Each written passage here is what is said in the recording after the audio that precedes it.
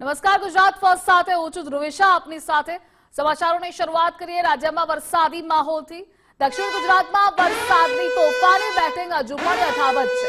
ભરૂચમાં સતત બીજા દિવસે મેઘરાજા મુશળધાર વરસી રહ્યા છે। નેત્રંગ અને બાલિયામાં 2 કલાકમાં 3 ઇંચ જેટલો વરસાદ પડ્યો તો વલસાડ ઉમરપાડામાં 2 કલાકમાં 2.5 ઇંચ વરસાદ, સુરતના માંગરોળમાં 2 કલાકમાં 2 ઇંચ વરસાદ થયો। ઉત્તર ગુજરાતમાં પણ વરસાદી મહેર, ડીસા અને જોટાણામાં 1.5 ઇંચ વરસાદ પડ્યો।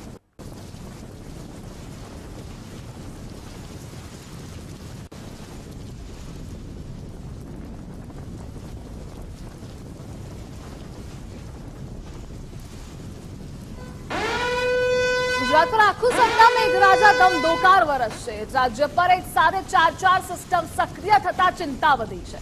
ઓડિશા તરફ સર્જાયેલું ડિપ્રેશન, રાજસ્થાન તરફથી મોન્સૂન ટ્રફ, દક્ષિણ ગુજરાતમાં ઓફશોર ટ્રફ અને શિયર ઝોન પણ એક્ટિવ છે।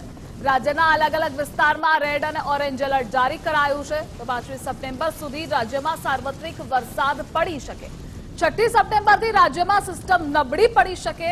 સપ્ટેમ્બરમાં 10 દિવસ મેઘરાજા બેટિંગ કરી શકે છે।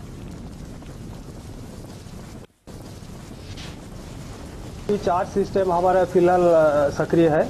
एक तो डीप डिप्रेशन जो east Vidarbha and adjoining Telangana में है, वो नॉर्थ वेस्ट वाले डायरेक्शन में मूवमेंट है। इसका स्पीड करीब 8 kilometre per hour last 6 our में देखा गया है। एक शियर जोन परसिस्ट कर रहा है 20 डिग्री नॉर्थ में एंड ऑफशोर ट्रैप भी सक्रिय हो गया है south Gujarat region to north Kerala coast तक। और मानसून ट्रैप जो पोजीशन है जैसलमेर से लेकर Raisen then centre of the depression जो ईस्ट विदर्भ में है to east central bay of Bengal, ये 4 सिस्टम के लिए अभी बारिश का संभावना है। રાજ્યમાં વરસાદનો વધુ એક રાઉન્ડ શરૂ। 3 થી 9 સપ્ટેમ્બર દરમિયાન વરસાદ પડશે।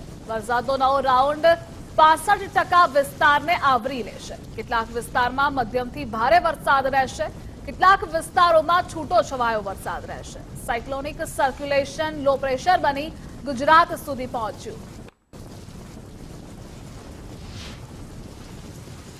રાજ્યની અંદર ફરીથી એક વરસાદનો રાઉન્ડ ચાલુ થયો છે। આજે 3 સપ્ટેમ્બર છે અને 3 સપ્ટેમ્બરથી લઈને 9 સપ્ટેમ્બર દરમિયાન રાજ્યના અલગ અલગ વિસ્તારોમાં આ વરસાદનો રાઉન્ડ છે જોવા મળશે। જોકે આ વરસાદનો રાઉન્ડ છે એમાં અતિવૃષ્ટિની કોઈ શક્યતાઓ નથી। મધ્યમથી ભારે વરસાદ અને અમુક વિસ્તારોની અંદર છૂટાછવાયા ઝાપટા જોવા મળે તેવી શક્યતાઓ છે। ખાસ કરીને ઓગસ્ટ મહિનામાં જે વરસાદો પડ્યા એવા વરસાદો આ રાઉન્ડની અંદર આપણે જોવા નહીં મળે। પણ 3 થી 9 સપ્ટેમ્બરનો રાઉન્ડ છે જેની અંદર ખાસ કરીને બંગાળની ખાડીની અંદર સૌપ્રથમ જે સાયક્લોનિક સર્ક્યુલેશન બન્યું હતું એ સાયક્લોનિક સર્ક્યુલેશન છે એ આપણે લો પ્રેશર બની ગુજરાત સુધી પહોંચી ગયું છે અને આજે 3 સપ્ટેમ્બરથી રાજ્યના અનેક વિસ્તારોની અંદર આની વરસાદની અસર પણ જોવા